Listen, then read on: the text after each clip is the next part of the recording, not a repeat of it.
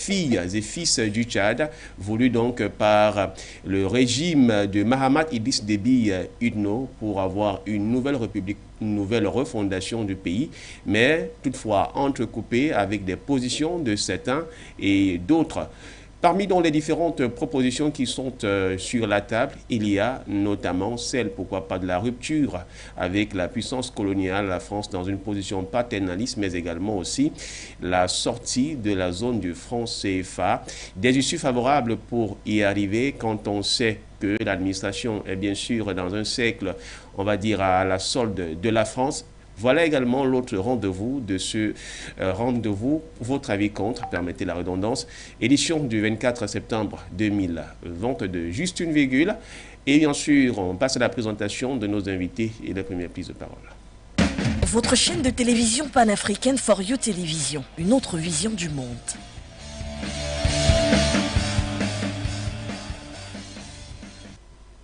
Et pour procéder donc aux présentations, je vais commencer par dire bonjour au docteur Ambroise Luizon-Essomba qui est avec nous. Il est enseignant et spécialiste de droit public. Bonjour docteur et merci d'avoir accepté notre invitation. C'est moi qui vous dis bonjour. Permettez-moi de saluer César Longré, les nombreux téléspectateurs de la chaîne For You TV. Et s'ils ont également gré les autres copanélistes avec lesquels nous allons éclairer la lanterne des nombreux téléspectateurs qui nous regardent autour des deux sujets que vous avez mis en débat. Voilà, merci à vous d'avoir fait le déplacement. Juste à côté de vous, un autre docteur Sango, qui est politologue internationaliste, expert des questions internationales de développement. Il est certifié de langue nationale camerounaise. Docteur, merci d'avoir accepté également notre invitation ce matin. Merci mon cher estimé ami Noah de m'avoir une fois de plus convié à cette autre émission qui consiste à informer l'opinion nationale et internationale sur les grandes problématiques qui traversent le monde. Permettez-moi de m'acquitter d'un devoir académique universitaire pour dire qu'en réalité, c'est un honneur pour moi d'être sur le plateau ce matin avec le docteur Luizon-Essomba, il faut le dire. C'est un enseignant, il m'a enseigné, il m'a donné les TD quand je fus encore en première et deuxième année. Donc aujourd'hui, me mettre à ses côtés, c'est un plaisir et un honneur, ce qui témoigne qu'en réalité, il a fait du bon travail. Donc, monsieur le docteur, merci d'être là. Je transmets également les mêmes salutations à mon autre copanéliste que je vous laisse le soin de présenter pour ne pas faire votre travail.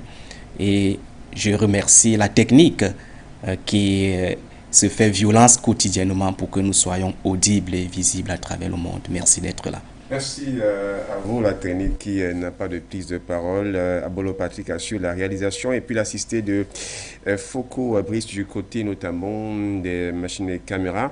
Abdel Djelil, vous êtes notre troisième invité, Abdel Djelil Fadoul. Vous êtes responsable d'une organisation de jeunes du Tchad qui est au Cameroun. Merci d'avoir accepté notre invitation. Bonjour, merci M. Noir. Bonjour à toutes les téléspectatrices, bonjour à tous les téléspectateurs. Bonjour aussi à nos techniciens qui font un travail impeccable. Bonjour aussi au docteur Essomba. Bonjour aussi au docteur Sango. C'était un plaisir pour moi de m'inviter pour discuter des thématiques africaines, sinon internationales. Voilà, merci à vous. On ne sait pas si de la réalisation, on peut tenter d'avoir au bout de la ligne Kodo Pierre Claver, on l'appelle généralement Patriarche, le directeur de publication d'Horizon Nouveau Magazine International, Africa Flascon News, et puis les présidents de l'AP2EA-APH, une organisation de la société civile russo-camerounaise, pour ne pas dire camerouno-russe, qui met donc en avant les grandes prouesses du général Abraham Petrovic, qui fut donc un Camerounais dans la partie septentrionale et qui aujourd'hui a été la troisième personnalité de la Russie, on va dire, moderne. DP, si vous êtes avec nous, bonjour. Oui, bonjour. Bonjour. Voilà, donc merci également d'être avec nous. Vous êtes depuis longtemps hors de la ville de Douala pour certaines raisons familiales. Merci d'être au rendez-vous. La première thématique, on va donc la commencer, celle qui porte sur le discours tenu donc par les présidents africains, notamment celui du président Macky Sall. On tentera d'évoquer aussi d'autres aspects, d'autres chefs d'État avec le concours donc d'Abolo Patrick. On prend cet extrait de Macky Sall, président de l'Union africaine, sur la tribune des Nations Unies.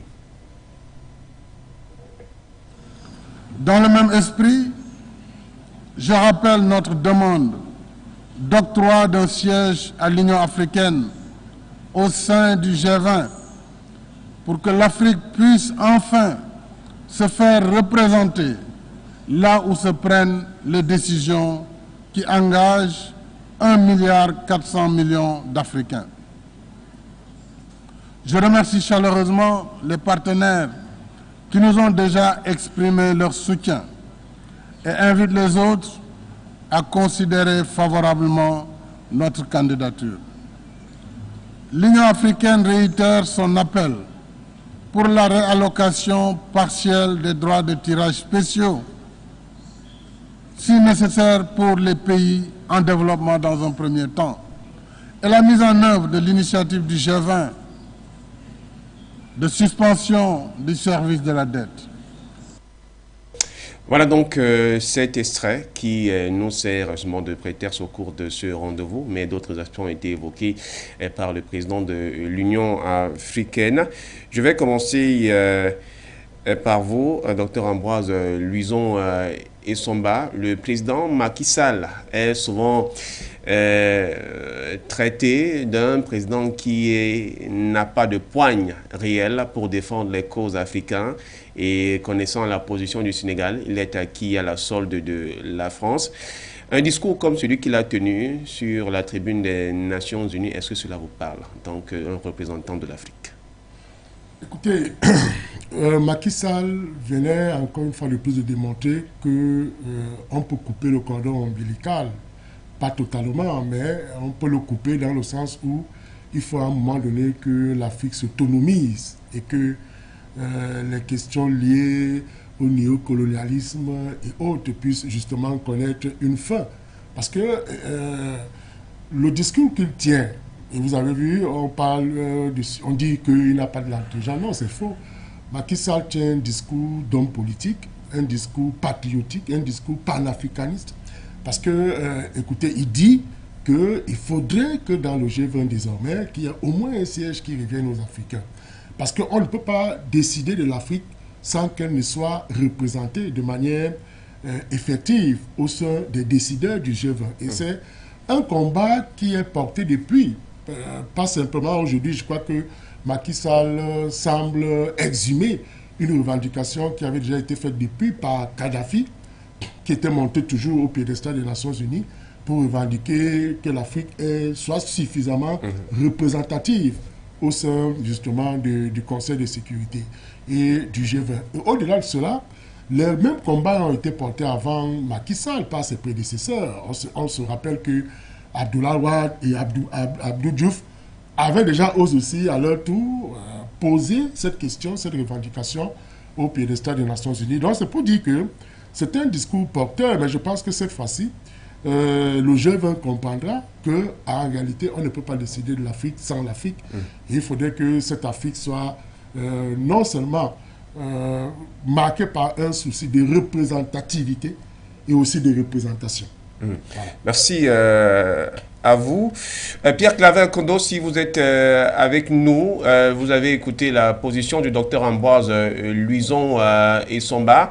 Vous faites partie de ces personnes avec qui, lorsque nous faisions souvent des programmes, fustige souvent la position, on va dire, francophone du président Macky Sall. Qu'en est-il lors de son passage à la 77e édition des Nations Unies? Oui, allô? Oui, je vous écoute.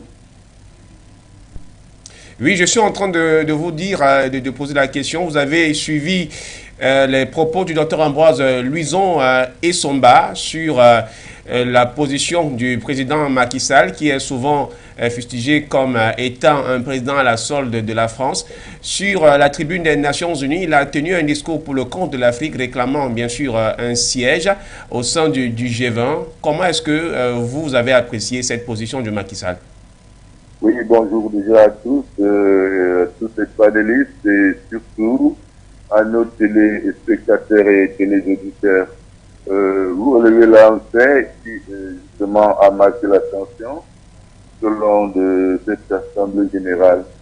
Mais écoutez, personnellement, je pense que le président Macky Sall a adopté une position assez ambiguë par rapport aux intérêts de l'Afrique.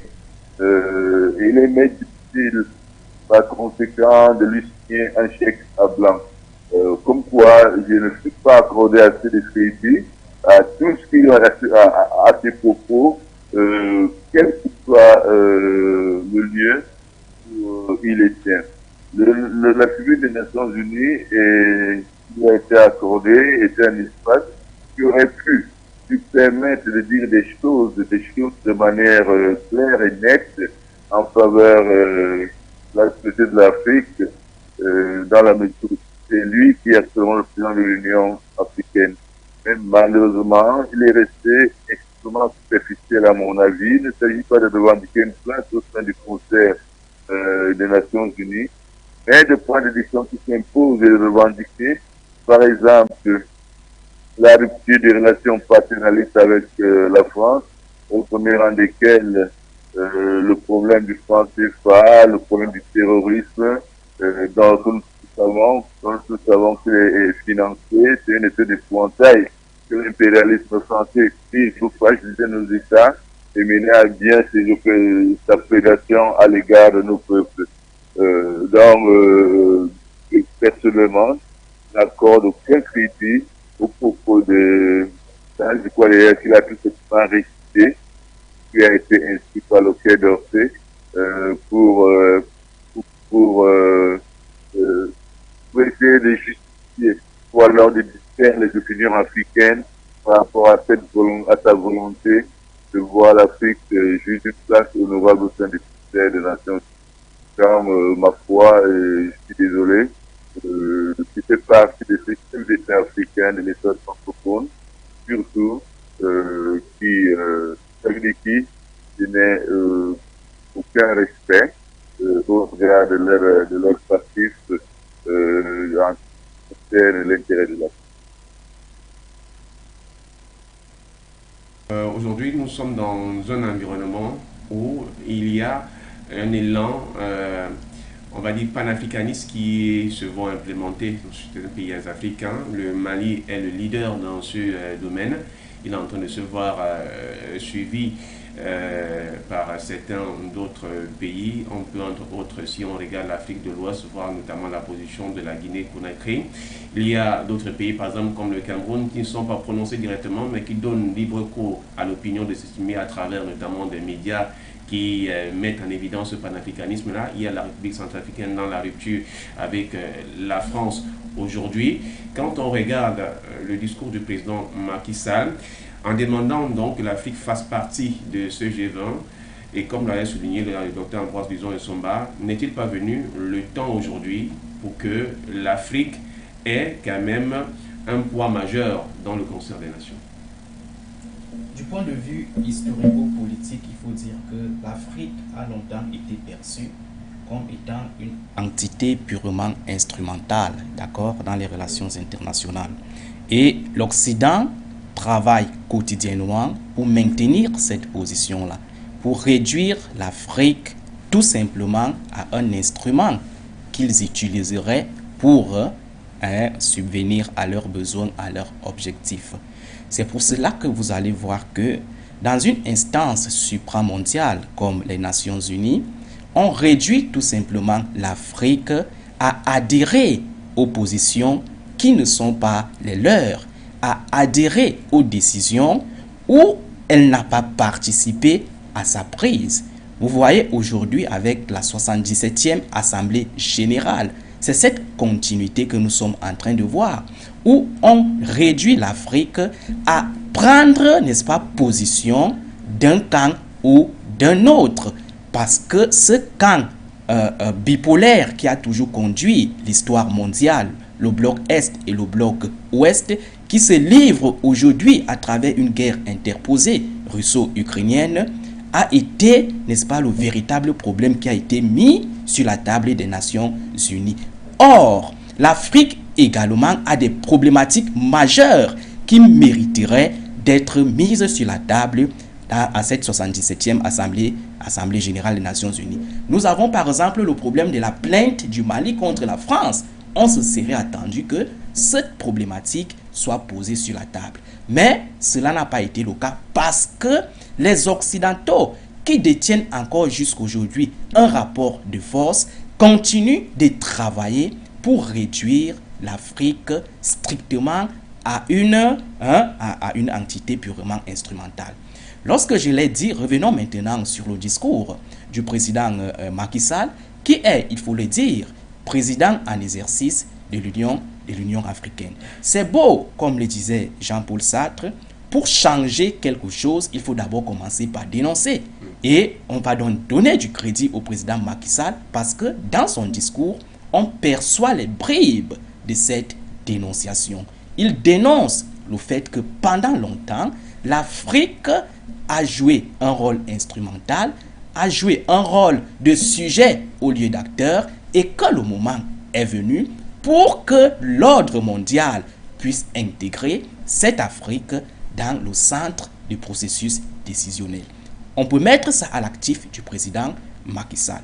Mais il faut savoir que nous sommes en politique, et le docteur Luison Isumbala s'y vient dit, nous sommes en politique, et la politique est une science essentiellement descriptive.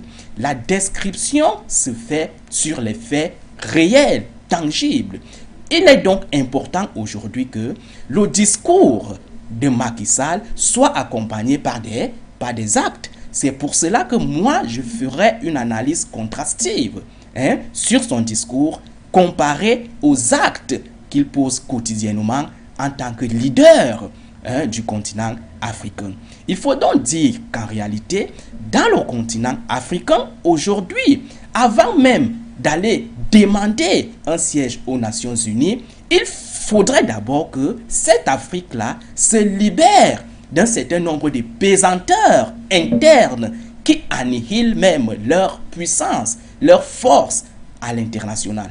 Vous savez qu'au niveau interne de l'Afrique, nous avons aujourd'hui deux types d'idéologies qui s'opposent quant à ce qui concerne l'Afrique future.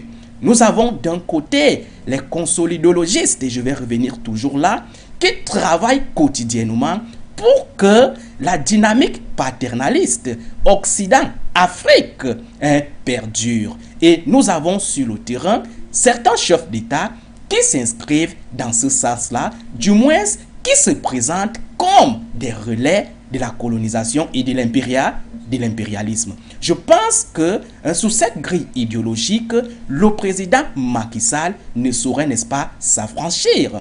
Derrière lui, nous connaissons également d'autres qui travaillent dans ce sens. À l'opposé, nous avons également donc cette idéologie transitologiste qui voudrait que ce statu quo qui a toujours prévalu dans l'histoire puisse s'arrêter à l'effet de penser une nouvelle Afrique. Vous avez parlé de l'éveil panafricain aujourd'hui et il faut dire que ce n'est pas une nouveauté dans la scène internationale africaine parce que nous avons connu les prédécesseurs comme Sankara, comme Kadhafi, comme Lumumba par exemple, qui ont émis cette volonté dès les années 1960 ou du moins après les années 1960 de libérer l'Afrique, de construire l'Afrique vers son nationalisme. Mais aujourd'hui, cela ne semble pas être le cas parce que aujourd'hui, la nouvelle génération panafricaine bénéficie non seulement de la modernisation de la communication, parce qu'à l'époque de ces prédécesseurs que je viens de citer, on n'avait pas aussi les outils de la communication comme aujourd'hui. Donc, on peut donc dire qu'aujourd'hui, cela peut fonctionner parce que nous avons des instruments qui jouent à la faveur de ce panafricanisme, de cet éveil panafricaniste. Nous avons les outils de la communication. Nous avons de plus en plus l'éveil du peuple. Parce qu'il faut le dire, à l'époque, ces nationalistes-là n'avaient pas toujours l'assentiment de la population. Aujourd'hui, on voit que le peuple demande de plus en plus à leurs dirigeants de pouvoir s'orienter vers un nationalisme, vers une idéologie qui tiendrait en compte, n'est-ce pas, les réalités africaines. Du moins, à faire une rupture fondamentale entre le nord et le sud, c'est-à-dire entre l'Occident et l'Afrique. Donc aujourd'hui, moi je pense que le président Macky Sall devrait davantage joindre l'acte à son discours pour qu'il reste cohérent. Il faudrait qu'en tant que leader de l'organisation panafricaine, qu'il procède d'abord même à la réforme de cette organisation qui reste questionnable du point de vue de son organisation et du point de vue de son fonctionnement. Il est temps aujourd'hui que l'Afrique parle avec unanimité et univocité pour être fort dans le concert des nations. Vous savez que le monde aujourd'hui se dirige de plus en plus vers la multipolarité. Pour paraphraser le philosophe français Blaise Pascal, le monde est devenu aujourd'hui un tout où le centre est partout et nulle part. Et je pense que c'est une opportunité aujourd'hui pour l'Afrique de pouvoir se positionner pour ne plus se livrer comme un sujet des relations internationales, mais dorénavant comme un véritable acteur qui resterait incontournable dans les prises de décisions mondiales. Merci à vous, docteur, pour cette prise de parole. Abdel Djelil Fatoul, l'Afrique doit avoir une place au Conseil des Nations, notamment dans le G20, qui prend les décisions pour le monde entier de manière générale. Mais vous avez écouté vos prédécesseurs panélistes qui chacun a un point de vue qui peut à la fois se rejoindre et parfois à un moment donné s'éloigner de l'un de l'autre. Vous n'êtes pas dans la sphère du journaliste comme le patriarche Claver Kondo, ni encore moins dans la posture des enseignants qui ont une autre observation de la société. Vous appartenez à la société en elle-même. Quel est le regard que vous portez à cette sortie du président Macky Sall et notamment cette demande de place au centre des décisions du monde? Merci. Bon, en ce qui concerne les discours et la position de Macky Sall au 77e, comment on appelle, Assemblée générale des Nations Unies, est salutaire. Mais la question qui se pose ici, est-ce que cela est suffisant? Comme le dit Dr Sango, l'essentiel ici, c'est de lier les paroles à l'acte. Ce n'est pas parler, c'est même Macky Sall, quand il était à Sochi, avec Moussa Faki Mahamat, quelle position qu'il avait adoptée?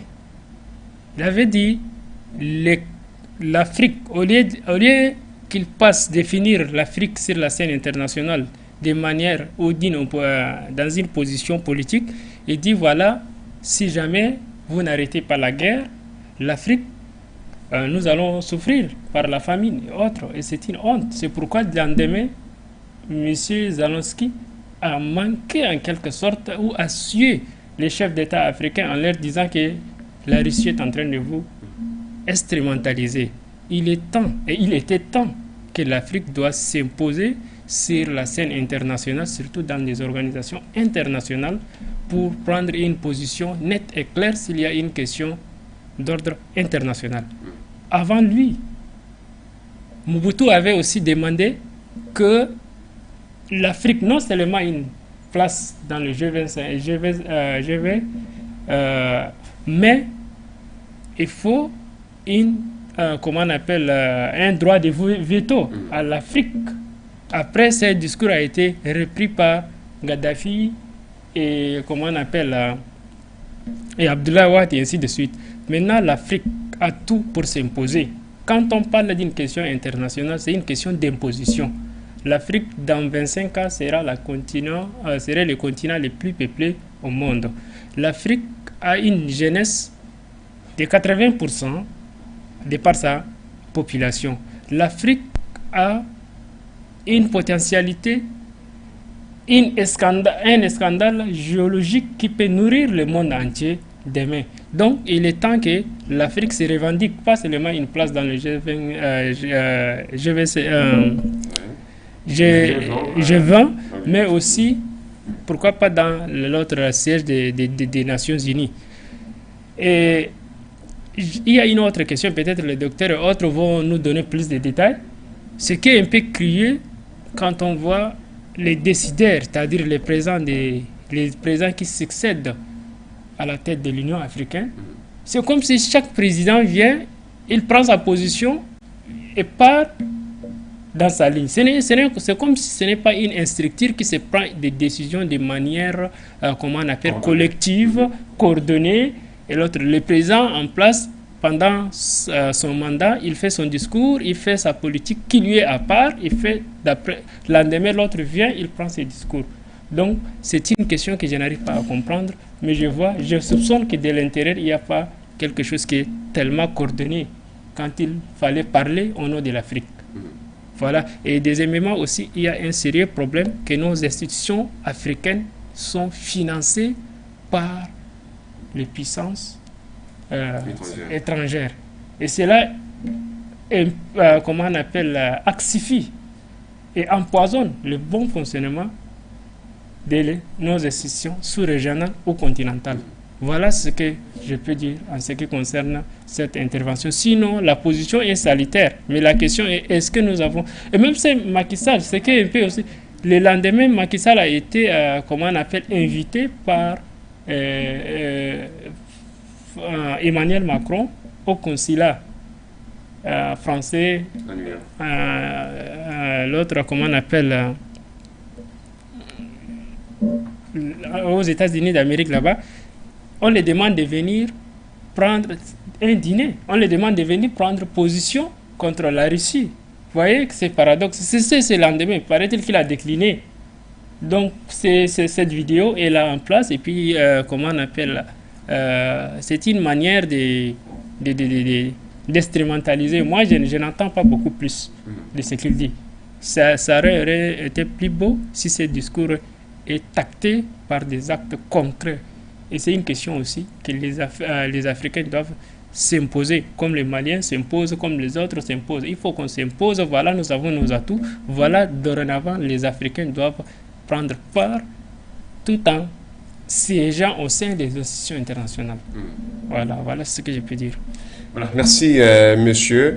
À partir de ce moment, vous aurez justement un timing qui sera bien précisé pour les prises de parole. En rentrant maintenant dans le champ proprement dit de celui où l'Afrique devrait utiliser les moyens ou les instruments pour réellement assumer ou réclamer. Docteur Ambroise Luizon-Somba, en 3 minutes, pensez-vous clairement donc cette Afrique-là, au-delà des discours, comme vous avez dit bien souligné, qu'on a eu à parler, il y a eu des gens bien avant qui ont souligné ces discours-là. Aujourd'hui, le président Macky Sall vient encore de les évoquer.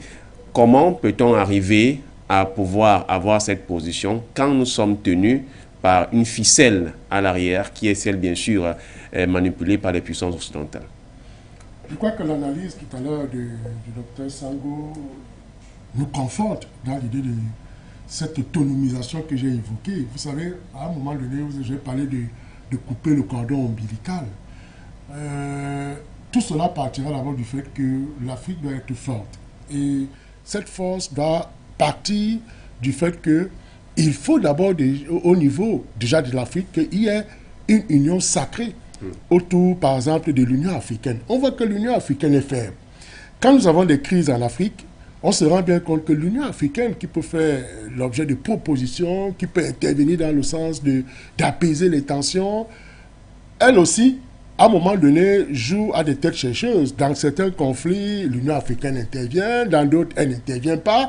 Cela fait de sorte qu'on commence à se questionner, à s'interroger sur la force même de l'Afrique en tant qu'entité qui peut être unie dans le sens justement de défendre les intérêts africains.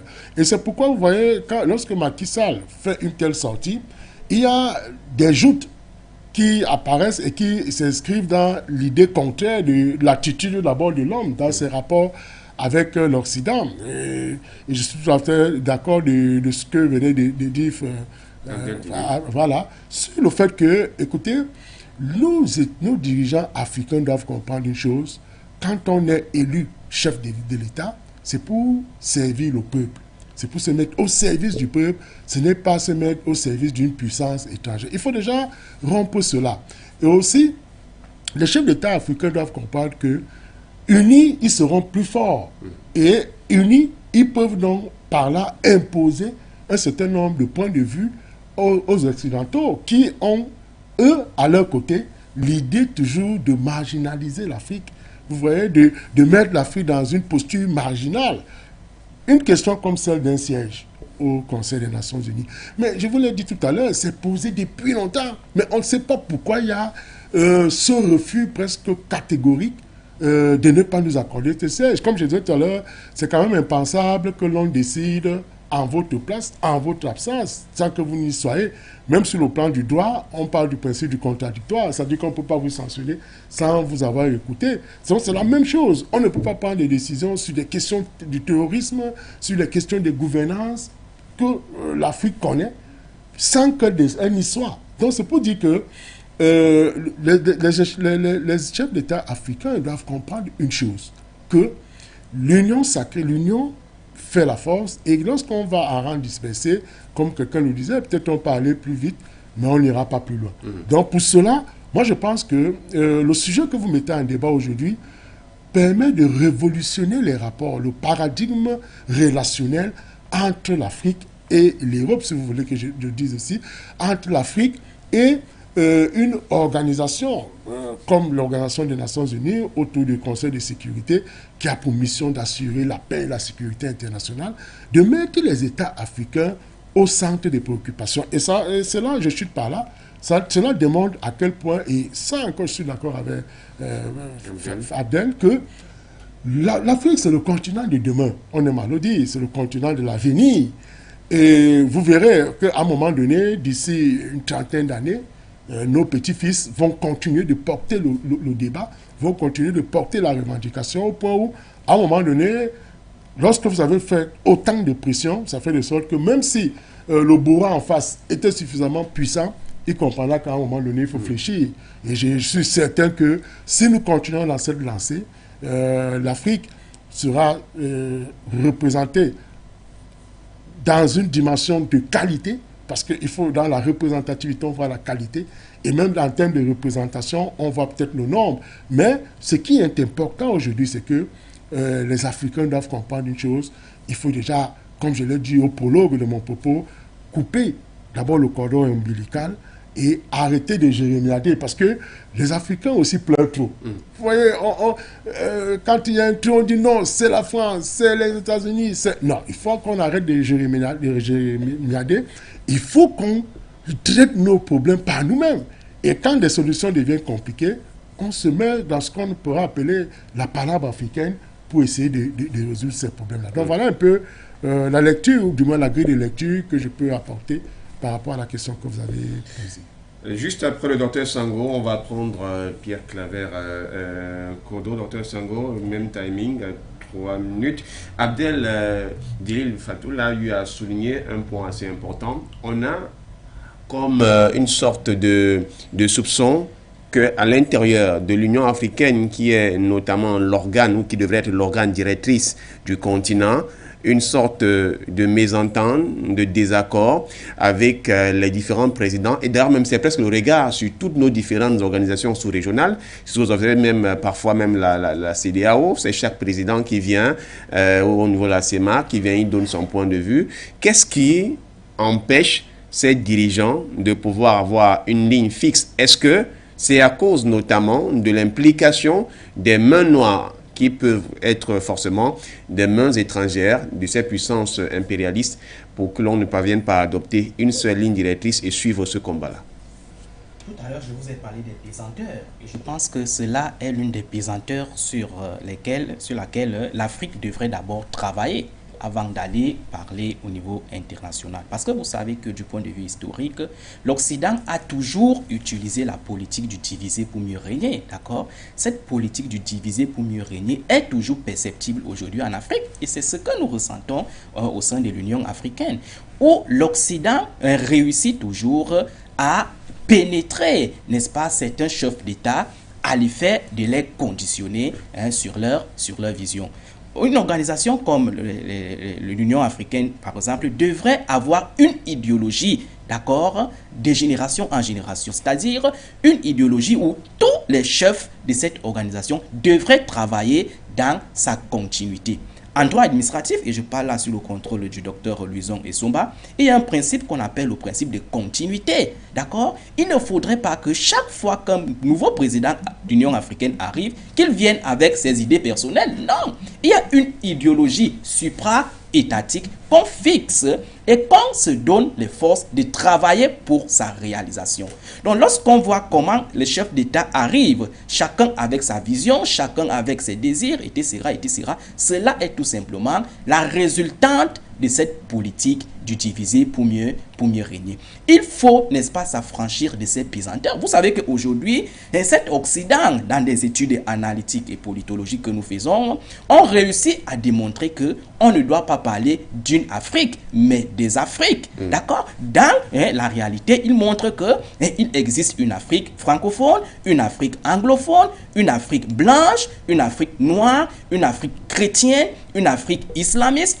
Tout ça participe à fragiliser les Africains, à les opposer les uns les autres pour qu'ils ne puissent pas parler avec unanimité et univocité sur ce qui concerne leur continent. Parce que l'Occident lui-même comprend qu'en réalité, si l'Afrique s'unit, l'Afrique deviendra une force au niveau des concerts des nations. Donc je pense qu'aujourd'hui, il est de plus en plus demandé aux Africains de s'inscrire sur, n'est-ce pas, la grille du constructivisme. Il ne faut pas seulement se limiter au niveau des paroles. C'est à peu près comme la politique du tigre. Le tigre ne chante pas sa tigritude. Il agit, il bondit et il fait sa preuve, d'accord? Je pense qu'aujourd'hui, les Africains doivent s'inscrire vers cette construction des rapports de force parce que nous sommes dans des relations internationales. Et vous savez que dans les relations internationales, les États ne viennent pas pour bavader, pour se regarder en yeux d'amour. Les États viennent chercher ce qui leur manque dans leur propre État pour développer leur nation. Ce qui fait qu'il n'y a pas de philanthropie, encore moins de misanthropie, mais seuls les intérêts. Et ces intérêts-là se négocient généralement à partir de la construction d'un rapport de force équivalent. L'Afrique pourrait par exemple maximaliser sur la politique de la conditionnalité. Vous savez que l'aide publique au développement aujourd'hui, à travers le discours de la Bolle de 90, a été conditionnée à certaines choses pour que les Africains aient accès à cette aide-là. Je pense qu'aujourd'hui, à travers les avantages comparatifs que l'Afrique regorge, tels que les matières premières, tels que la démographie, tels que les ressources naturelles, l'Afrique devrait procéder par conditionnalité pour imposer à ces puissances mondiales, n'est-ce pas, un remaniement des relations de force. Donc je pense qu'aujourd'hui, les Africains doivent comprendre que l'heure est venue de ne plus se livrer au jeu des Occidentaux, de ne plus se livrer au jeu de l'impérialisme et de la colonisation, parce que s'ils continuent, n'est-ce pas, dans cette dynamique, le peuple qui n'attend plus jouer les arrière-plans va toujours leur rappeler de temps en temps le rôle qu'ils doivent jouer. Vous savez que dernièrement en Côte d'Ivoire, le peuple a rappelé à Alassane Ouattara qu'il n'arrivait pas à résoudre un problème bilatéral de manière diplomatique. Vous avez vu comment la société civile est descendue dans les rues pour, n'est-ce pas, demander au président Alassane Ouattara de se rapprocher auprès d'Assimi Goïta à l'effet de libérer les 49 soldats incarcérés au Mali. Et cet éveil-là a participé à la libération des 3 filles qui étaient là. Je pense qu'aujourd'hui, le peuple entend jouer le rôle d'acteur, et ce qui est normal. Parce que si on fait la politique, c'est pour l'amélioration des conditions de vie du peuple. Donc on ne peut rien faire sans le peuple, parce que tout ce qu'on fait pour vous, sans vous, on le fait contre vous. Le peuple, c'est une affaire pour nous ici qui concerne Abdel Djelil Fatoul. Pierre Claver Kodos, si vous êtes avec nous, nos deux experts enseignants ici ont évoqué deux faits que je vais ramener dans un seul, chacun dans les différentes positions qu'il a pu aborder. Le docteur Ambroise Luizon-Essomba a dit qu'il faudrait mettre de côté les jérémiades parce que chaque fois qu'il y a toujours une situation qui se pose, le doigt accusateur, c'est la France qui est à l'origine, c'est tel pays qui est à l'origine, et nous savons clairement que c'est le propre, notamment de l'Afrique. Le docteur Sango est en train de souligner ici là que l'on ne doit plus se lancer, comme si lorsqu'on généralement on a souvent cette habitude de dire que quand on singe voit la banane, il se met à sourire, mais savoir que nous avons tout un fort potentiel, un pouvoir capable de pouvoir conditionner aujourd'hui les relations entre l'Afrique, pour ne pas parler des Afriques, avec les puissances occidentales. Je pense qu'à la fin de son discours, le président Macky Sall l'a souligné en exigeant des bénéfices qui doivent être au même niveau partenarial. Le président Touadéra l'a également souligné dans son propos pour le compte de la République centrafricaine qui était ouverte, mais surtout qu'il fallait qu'il y ait des relations de confiance et respectueuses. Aujourd'hui, face à cette situation, quel devait donc être le réel point de l'Afrique ou du continent de manière générale? Oui, mais je crois que l'Afrique est à la croisée des chemins, surtout avec l'entrée en scène de nouvelles puissances émergentes, ce qui nous offre la possibilité de choisir nos amis, pas nos amis, nos partenaires. Parce qu'il faudrait qu'on sorte du paradigme selon lequel qui s'est construit depuis des siècles ou alors depuis plusieurs décennies sous le prisme de l'amitié. En relation internationale, l'amitié n'existe pas. Soit votre vis-à-vis est une opportunité, soit il est une menace. Pour le cas d'espèce, je crois que l'Afrique jusque-là a plutôt eu en face d'elle des menaces, au premier rang desquelles la France qui a tiré le meilleur de notre continent sans véritable contrepartie, ni pour la liberté, ni en faveur de notre souveraineté. Aujourd'hui, nous avons la possibilité de choisir et les dirigeants africains devraient donc construire un nouveau leadership qui pourrait s'articuler sur les idéaux de souveraineté qui animent de plus en plus le peuple africain du nord au sud, de l'est à l'ouest. Et surtout, l'Afrique francophone, qui, faut-il le rappeler, donne le sentiment de tirer tout le continent vers le bas grâce à cette relation incestueuse que nos dirigeants entretiennent depuis bien avant même les indépendances avec la puissance néocolonialiste qu'est la France. Vous conviendrez avec moi que l'accord de coopération qui lie les pays africains dits indépendants, c'est-à-dire entre parenthèses, et la France, sont à l'origine de tous les maux qui minent notre continent en termes de misère, en termes de pauvreté, en termes même de compromission de l'élite, en termes d'infantilisation de l'élite. Donc, il est question pour l'Afrique, pour le nouveau leadership africain qui devrait se construire avec des acteurs qui croient en ce continent, qui croient en notre souveraineté, qui croient au respect que nous méritons au sein du concert des nations. Je crois que à ce niveau-là, le discours de Macky Sall n'apporte pas une réponse claire et nette sur les attentes de nos populations et sur les attentes de cette élite qui n'est pas sous le coup de l'imbécilisation française. Donc, je crois sincèrement qu'il faudrait que nous autres qui sommes des relais en matière de communication sociale, essayons de nous approprier chaque opportunité qui se présentera pour sensibiliser un maximum d'Africains afin qu'ils prennent conscience des véritables enjeux. L'enjeu n'est pas pour l'Afrique d'avoir une place au Conseil des Nations, au Conseil des Nations Unies, mais l'Afrique a besoin de souveraineté, a besoin de respect, a besoin de considération, a besoin d'une rupture totale de cette relation qui a été toujours déficitaire sincère à son égard vis-à-vis de l'Occident. Et pour y parvenir, je crois que l'Afrique devait se tourner vers de nouveaux partenaires. Il y en a beaucoup. Il y a la Russie, il y a la Chine, il y a l'Iran, il y a même le Brésil, il y a les nouvelles, il y a le Nicaragua, il y a les nouvelles les puissances émergentes membres du BRICS. Donc, il faut impérativement, ça c'est une alerte qui est donnée, il faut impérativement que la nouvelle génération des hommes politiques et des acteurs politiques ou alors des acteurs de la société civile africaine prennent la mesure des enjeux qui sont fondés sur le déficit en termes de développement, en termes de souveraineté de notre continent, vis-à-vis de nous-mêmes et vis-à-vis des autres, malgré les constructions assez cyniques que la France a mises en place au sein de la classe politique et surtout au sein de notre élite, et qui repose sur la volonté de la France de continuer à embastiller notre élite, à embastiller notre continent, de plus en plus au nom de la démocratie. Pourtant, l'Afrique est capable de construire une nouvelle démocratie, la repenser en s'inspirant des valeurs qui sont celles des peuples africains.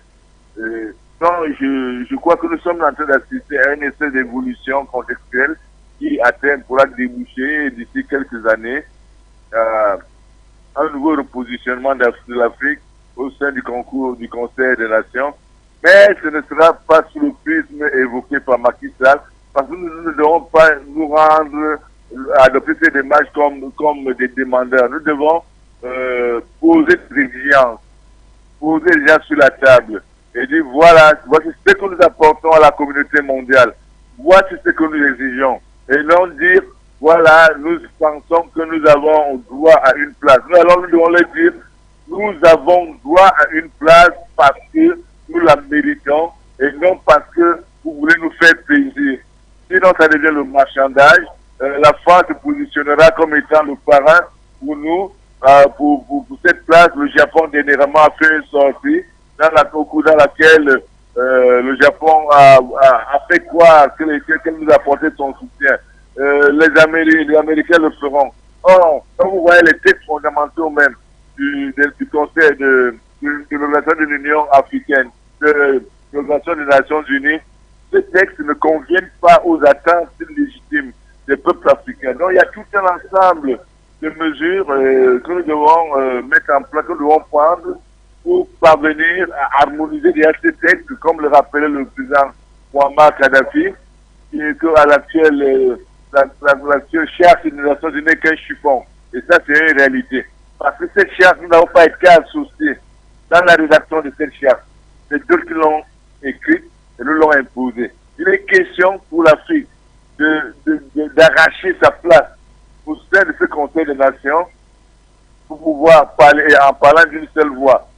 Malheureusement, les dirigeants de l'Afrique francophone sont véritablement le caillou dans la chaussure de la marche de tout ce continent vers sa liberté et vers sa souveraineté. Vous vous rappelez qu'en marge de l'Assemblée générale qui s'est tenue à New York l'autre jour, le président Macron a réuni au consulat de France à New York ses sous-préfets africains, Macky Sall, Ouattara, le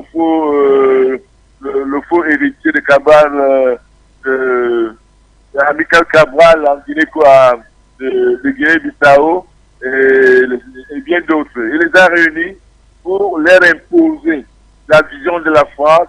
Et il a même, je crois qu'il a même inspiré Macky Sall dans la rédaction, sinon alors c'est la France qui a produit, qui a remis un discours à Macky Sall qui n'avait pour rôle que de les lire.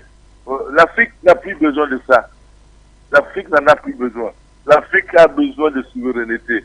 Vous voulez que nos dirigeants et que les peuples africains se mettent sur ce chantier résolument et nous allons y arriver. Donc voilà un peu, Florent, à mon avis, s'agissant de cette thématique concernant le discours de Macky Sall qui occupe naturellement le poste de président de l'Union africaine en ce moment. Je crois qu'il n'a rien dit qui pourrait changer la donne. Mais il revient aux Africains, aux organisations de la société civile africaine, aux acteurs politiques africains, d'impulser un véritable changement de la base vers le sommet. C'est ça notre challenge. Merci. Merci à vous. On vous retrouvera peut-être pour la prochaine thématique. Abdel Djelil Fatoul. On a le docteur Sango a souligné au départ d'abord le peuple. Je disais que pour nous, ici, vous êtes le peuple. Tout à l'heure, on a parlé de la souveraineté. Aujourd'hui, les dirigeants africains sont un peu comme des sortes de marionnettes. Je préfère mettre le terme entre guillemets parce que ce sont des chefs d'État. Il ne sera pas digne de pouvoir donner des termes déplacés à un chef d'État, fut-il ce qui pourrait ne pas être à l'image de son pays. Quelle est donc cette position que le peuple doit adopter puisque tout pouvoir vient du peuple qui met donc quelqu'un à la place où il doit être pour qu'ensemble il dirige, puisqu'on ne peut pas avoir plusieurs dirigeants. Merci beaucoup, M. Noir. Et vous dites le peuple, bien sûr, nous sommes de la société civile. La société civile traduit le peuple. Et nous, le peuple, on opte beaucoup plus pour la réalité et non pour les principes. On laisse la question et les fonds des principes aux enseignants et aux docteurs comme Sango et autres. Ils vont nous beaucoup éclaircir sur ces points. Maintenant, il y a des choses très intéressantes que je viens d'évoquer et ça résume tout. Docteur Samba parle de l'union sacrée et des coupures de l'union, du cordon ombilical. Et puis, monsieur aussi parlait des pesanteurs. C'est des choses qui, comment on appelle, qui englobent tout. Et je suis aussi tout à fait d'accord avec la dernière intervention, comment on appelle, des DP, quand il parle aussi d'arracher. Voilà, c'est des choses, des mots qui nous intéressent. Alors, revenons sur l'union sacrée dont le docteur plaide. Ce qui manque à l'Afrique. Et cette union, moi, je n'ai pas trop d'espoir dans cette union. Pourquoi je dis cela? Quand la pierre de l'Union africaine allait être posée, beaucoup de grandes figures africaines ont plaidé pour les États-Unis d'Afrique. Beaucoup ont plaidé, notamment Sékou Touré, Kwame Nkrumah, autres, ils ont un cahier de charges bien précis. Voilà, nous sommes des États fragiles. On ne peut pas se développer si on ne décide pas et on ne parle pas d'une même et unique voix. Voilà les astuces. C'était tout clair. Qu'est-ce qui s'est passé ensuite? La France. C'est toujours la France qui instrumentalise presque toutes les organisations internationales pour assouvir ses besoins. C'est sa politique. La France n'a rien, si ce n'est pas vraiment se peser sur ses appartenances à des entités, des blocs et autres pour pouvoir diviser, pour mieux régner. C'est pourquoi ils ont fait tout, ils ont assassiné, la France a assassiné certains, comment on appelle, dirigeants nationalistes. Et voilà, sur la table, il restait que seulement Sékou Touré qui s'imposait, et puis avec Kwame Nkrumah et les deux, ils étaient d'accord, ils disent que même si les deux pays vont le fusionner.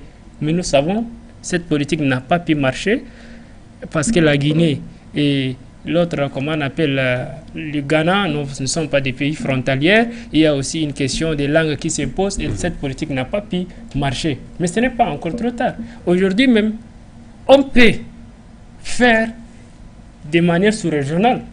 Comme par exemple, on voit aujourd'hui la solidarité entre la Guinée et le Mali. Et de l'autre côté, il y a ce qu'on a l'Algérie. Donc, voilà, ils peuvent s'adosser et ils peuvent vraiment, comment on appelle, faire de manière partielle. Et petit à petit, le peuple les rejoindra à travers des nouveaux dirigeants qui vont coopter la politique réelle du peuple. Maintenant, les gens comme les Macky Sall, je n'ai aucune confiance parce que c'est des gens qui divisent du bas et unissent du haut. Ça, c'est une vieille ruse qui n'a pas vraiment sa place de nos jours. Et en ce qui concerne aussi le cordon ombilical dont il parle, c'est la réalité. Le cordon ombilical, c'est un organe qui relie l'enfant et le bébé pour des voies nutritionnelles. Et c'est ce qui fait l'Afrique avec ses institutions internationales. 80% de nos institutions africaines sont financées par les puissances. Et la main qui donne, elle est au-dessus de la main qui reçoit. Les Africains doivent compter sur leurs maigres ressources pour pouvoir diriger leurs institutions, pour canaliser leurs politiques, pour pouvoir s'imposer sur la scène internationale. Sinon, ces institutions seront toujours utilisées comme des chapeaux pour nous atteindre. Pour nous atteindre à travers l'OIA, à travers la CEDEAO, à travers je ne sais qui. C'est ça la France qui fait malheureusement. Et elle continue de le faire. Et les Africains ont compris. Le peuple a compris.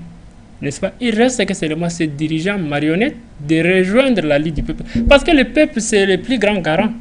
C'est le plus grand. Si le peuple est avec vous, même si c'est la France est contre vous ou les États-Unis sont contre vous, vous êtes toujours à l'abri du danger et à l'abri de faire assouvir votre politique. Je prends le cas du Mali. Le peuple a fait ce qu'on appelle l'union sacrée. Le peuple a résisté. Les dirigeants sont renseignés par le peuple, épaulés par le peuple, alimentés par le peuple pour pouvoir exécuter leur politique. Et c'est ce qui se passe aujourd'hui. C'est à travers le peuple. Il est temps aussi les pays comme le Sénégal, les pays, pourquoi pas l'Afrique centrale qui est en retard sur cette question, doivent aussi suivre les pas. Voilà, c'est ce que je peux dire en ce qui concerne ces interrogations. J'ose croire ne pas déborder mes 3 minutes. Voilà, donc on va passer à la prochaine thématique. Juste le temps de rappeler aux téléspectateurs qu'ils peuvent réagir.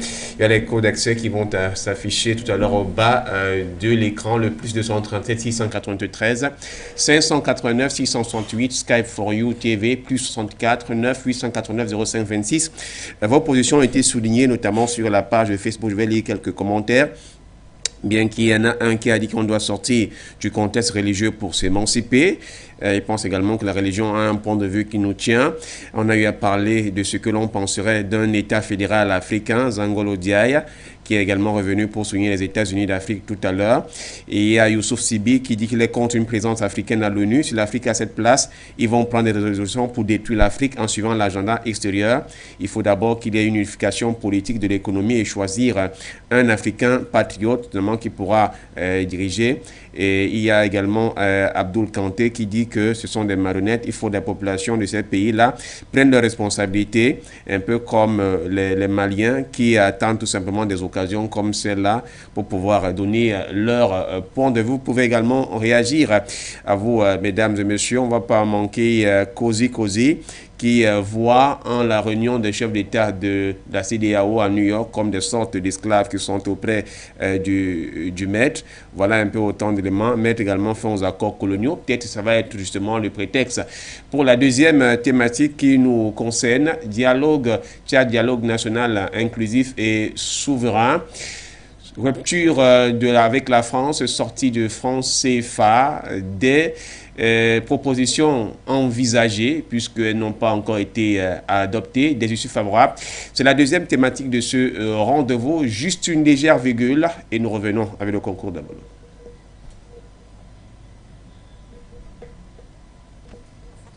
Télévision panafricaine For You Télévision, une autre vision du monde.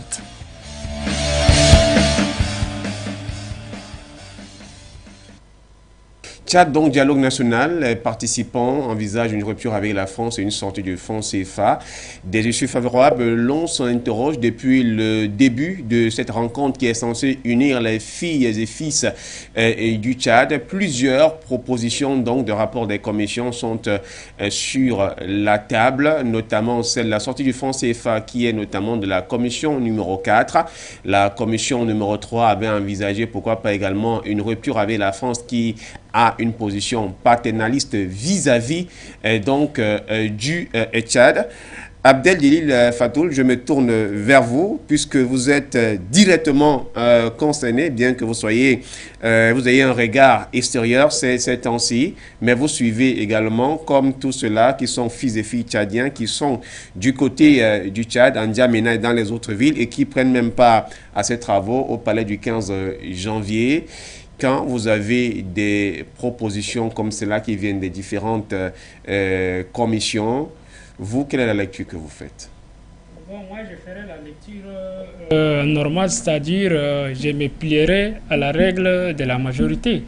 Et si la population tchadienne, actuellement, on voit qu'elle est en train de discuter et qu'elle est en train de se dialoguer et elle est en train de voir qu'est-ce qui nous bloque, qu'est-ce qui bloque le processus de développement du pays, qu'est-ce qui est en train d'entraver aussi, comment on appelle, la sécurité au Tchad. Donc, parmi les questions, notamment cette question que vous venez d'évoquer, c'est-à-dire la rupture avec la France ou la sortie des francs CFA, qui a été aussi posée sur la table. Et là, on constate que les 11 mars dernier, une très grande partie de la jeunesse tchadienne s'est manifestée, s'est descendue sur les rues de la capitale pour dénoncer la présence des bases militaires françaises au Tchad et dénoncer aussi l'ingérence de la France vis-à-vis de la politique interne du Tchad. Et cette même jeunesse est en train d'appuyer cette lecture ou cette vision jusqu'au dialogue national et inclusif. Pourquoi ne pas faire cela? Le problème n'est pas, par exemple, la France. Le problème de notre développement économique n'est pas, par exemple, cette question, cette monnaie coloniale qui ne favorise pas beaucoup plus de notre économie. Voilà ce qui est en train de se dire. Et je suis tout à fait d'accord que quand on parle d'une souveraineté, il faut d'abord parler de la souveraineté économique.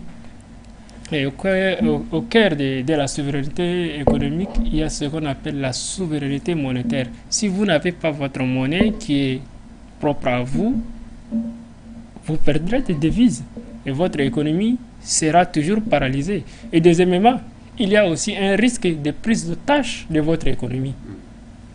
N'est-ce pas? Si aujourd'hui la France décide de bloquer nos fonds là-bas, comment on appelle, au niveau du trésor, au niveau du trésor des chamalières, le pays va s'étouffer.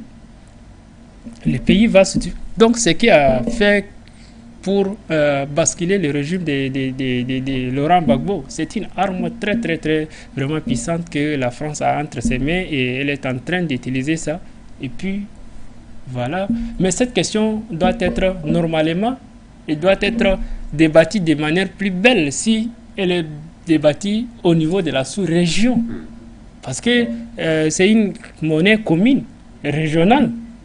Aujourd'hui, si le Tchad décide de sortir seul, le Tchad va souffrir. Nous le savons très bien. Et si la Centrafrique décide de sortir seule, la Centrafrique va, comment on appelle, souffrir bien aussi pour les Cameroun et autres. Donc, des questions comme ça doivent être débattues de manière sous-régionale et une plateforme interrégionale qui doivent être discutées et les décisions seront exécutées au niveau des sommets. Sinon, on ne peut pas vraiment, je ne pense pas que ça serait vraiment le chemin le plus facile pour s'en débarrasser de cette monnaie.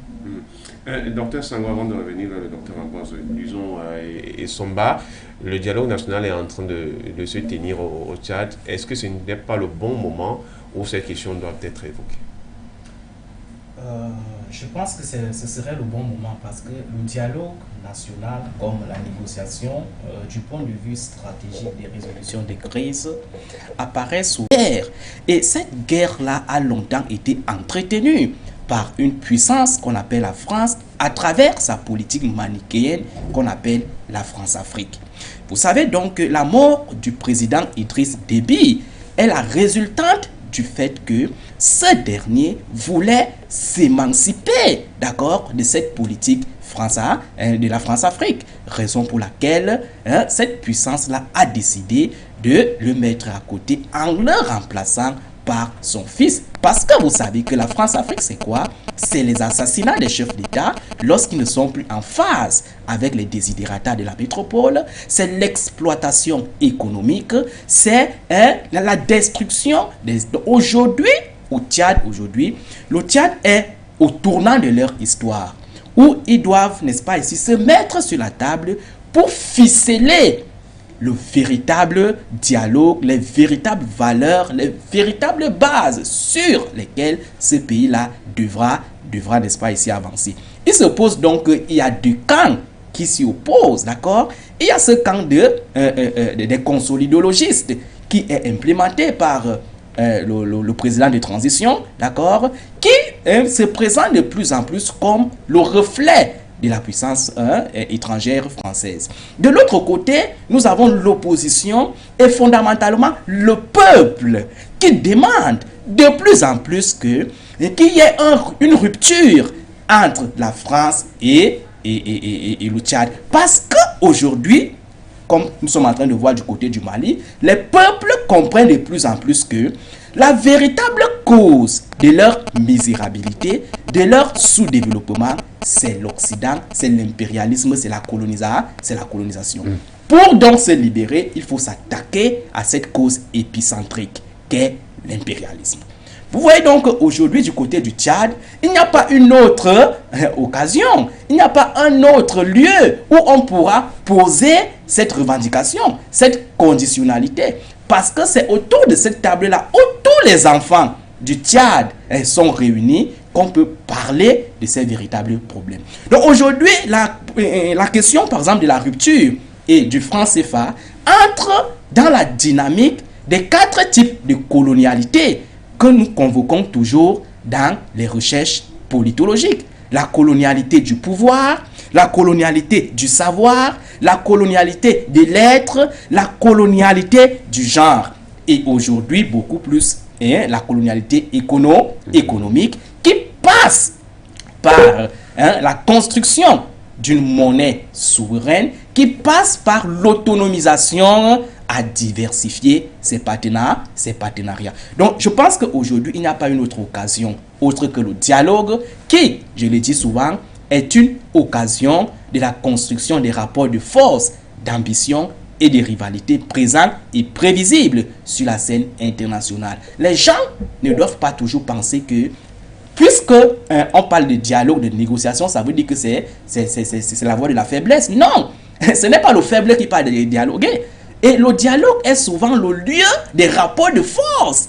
Ou si tu n'es pas fort, tu ne vas pas, n'est-ce pas ici, savoir négocier ton intérêt, savoir négocier ton ambition. Donc je pense que les Tchadiens, qu'ils soient, n'est-ce pas, du dehors comme du dedans, doivent comprendre qu'aujourd'hui, le véritable enjeu n'est pas de toujours faire ce que nous avons toujours observé, c'est-à-dire ce que j'appelle souvent l'agitation de surface autour d'une cause, d'un problème, lorsqu'il faut le résoudre, mais ils doivent toucher la cause de manière commune pour que ce pays tchadien, ce pays du Tchad, et de Mahamat Idriss Déby, et de Toumbal Baye, puisse aussi sortir, n'est-ce pas, sa tête du joug du sous-développement dans lequel il s'est toujours maintenu grâce aux pratiques de la colonisation et de l'impérialisme. Le docteur Luison Essomba, et après on prendra donc au bout de la ligne Pierre Claver Kondo. Docteur, en ce moment, le dialogue est en train de se tenir, mais il y a quand même un fait qui est souligné, c'est celui qui revient de manière récurrente, la position du président du Conseil militaire de la transition, bien que lui, il n'est pas participant de travaux, il l'avait d'ailleurs annoncé sur les antennes de la radio-télévision nationale du Tchad. Il est un observateur et c'est au terme notamment qu'il aura son point de vue après que le rapport soit proposé. Il a dit qu'il est à la solde de la France, d'ailleurs que c'est la France qui l'a placé à ce niveau-là. Des idées progressistes panafricaines comme celles qui sont évoquées par les participants dans différentes commissions. Pensez-vous que le rapport de force des participants pourra peser sur celui du président qui gère les affaires maintenant, quand on sait que la France aura toujours sa main mise, ou bien a sa main mise, et des pesanteurs, une fois de plus, sont convoqués au rendez-vous? Ce que je voudrais dire d'entrée, c'est que la convocation de ce dialogue national, il faut le dire, n'émane pas d'une volonté personnelle de Mahamat Idriss Déby. Ça, il faut le dire ici. Cela émane des pressions du peuple et de l'opposition tchadienne. Parce que si le peuple tchadien n'était pas monté sur le créneau et que l'opposition se mette en rang uni, je suis certain que M. Mahamat Idriss Déby ne convoquerait pas ce dialogue national inclusif. Surtout que, vous voyez, c'est Thomas Sankara qui le dit. Il dit que lorsqu'un dirigeant vient au pouvoir à travers la voie, surtout la voie du fusil, c'est bien difficile que ce dirigeant cède facilement le pouvoir. Donc, l'office de DDVP doit utiliser toutes les manœuvres dilatoires pour continuer de rester au pouvoir. Et c'est ce qui se passe. Parce que vous avez vu, ce dialogue même a eu de la peine à se mettre en branle. Tout simplement parce qu'il y avait eu des obstacles, et des obstacles justement qui étaient initiés de la part justement de ce président de transition aujourd'hui au Tchad. Donc c'est pour dire quoi? C'est pour dire que nos dirigeants, et ça je l'ai évoqué dans mon propos pour le gouvernement, les dirigeants doivent comprendre qu'on doit se mettre au service du peuple. Parce que c'est le peuple qui vous porte. Parce que si le peuple décide de se lever, que vous soyez général, que vous soyez colonel, que vous soyez président, écoutez, le peuple va vous mettre dans la rue. Alors c'est pour dire que le dialogue national qui est convoqué, qui se déroule déjà, et vous avez vu que dans différentes commissions, sont soulevées des questions pertinentes. La sortie du franc CFA, la rupture totale avec la France, tout simplement parce qu'on part du constat évident que les 14 pays qui utilisent le franc, aucun d'entre eux n'est développé. C'est-à-dire que c'est extrêmement dangereux, aucun. Et c'est pourquoi, vous voyez, tous les arguments reviennent du côté de ces pays-là pour leur demander que, mais écoutez, vous êtes 14 à utiliser le franc. Une monnaie qui est bâtie à une banlieue de la France chamalière, où on vous impose, on porte atteinte à votre souveraineté monétaire et économique, mais ça devient très dangereux de penser que ce pays-là va vous laisser, comment dire, à toute aise, faire ce que vous voulez, en vous tenant par ce que j'appelle la bourse, c'est-à-dire que en vous tenant par ce qui vous est le plus cher dans l'âme, l'économie, parce que, comme le disait Jean Baudin, l'argent, c'est le nerf de la République. C'est-à-dire que sans argent, sans l'économie, sans les finances, un État n'est rien. C'est un peu comme si vous êtes un père de famille et que vous n'arrivez plus à donner le petit déjeuner aux enfants, le déjeuner, le dîner, ainsi de suite. Les enfants vont comprendre que, mais à quoi nous sert le père? Vous voyez? Et ils vont vouloir se mettre dans une logique indépendantiste pour dire, ok, bon, comme le père ne fait plus rien, il faudrait que nous, à notre niveau, on commence à se battre pour essayer de survivre. Donc c'est un peu cette logique-là. C'est-à-dire, je n'arrive pas à comprendre pourquoi les 14 pays qui utilisent le franc ne peuvent pas se mettre en ordre de bataille pour essayer de sortir de cette histoire ou de ce machin, comme le disait Aimé Césaire. Parce que ça fait tellement mal aujourd'hui qu'aucun pays de ces 14 n'a été développé. Vous voyez? Et dans une logique développementaliste, on pouvait déjà penser à une logique de construction, une logique de mise ensemble, de mise en cohérence, pour essayer de voir dans quelle mesure sortir de ce franc CFA. Et c'est pourquoi je suis tout à fait d'accord avec la posture de Jésus, à parler de la commission numéro 4, qui évoque de la question. Effectivement, c'est le moment. Il faut déjà sonner le glas de ce néocolonialisme qui ne nous sert plus à rien, qui ne nous avantage pas. C'est pourquoi je disais que la France doit penser à un nouveau paradigme des relations diplomatiques avec les États. Surtout que, et c'est Poutine qui a eu raison en disant que si aujourd'hui il veut paralyser la France, il ne coupe que les relations avec l'Afrique. C'est terminé. Il dit que la France va sombrer. Il dit que la France va sombrer simplement parce que il a compris que l'Afrique, c'est la mamelle nourricière de la France. Et si aujourd'hui, il lui suffit, juste comme il a dit, je coupe seulement les liens, je m'impose dans tous les États là, en moins de 10 ans, ils feront un changement dans leur société, dans leur manière de faire, dans la démocratie, même dans l'alternance au pouvoir. Parce que vous voyez, les Français aiment mettre toujours des dirigeants qui sont à leur sorte.